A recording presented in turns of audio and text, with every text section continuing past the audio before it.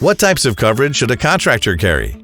Any type of construction, renovation, or remodeling work carries a lot of risk. The last thing you want to do is risk your livelihood and company's success by not having sufficient insurance coverage.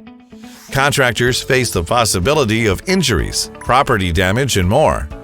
Luckily, there are many different types of insurance policies that give you the right protection. Commercial general liability covers property damage, personal injury claims, and legal fees. Environmental insurance is a legal requirement in New Jersey for contractor businesses, including construction, excavation, specificity, and more. Coverage for specific job types like roofers insurance. These are sometimes covered with commercial general liability, but it may make sense to add extra to your policy if your company performs high-risk activities. Commercial auto insurance if you have company vehicles.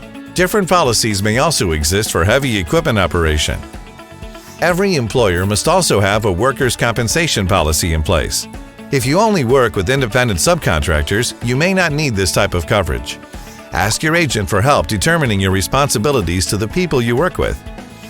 Having the best coverage is important in the construction industry.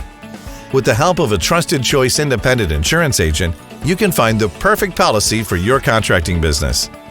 Be independent. Go independent.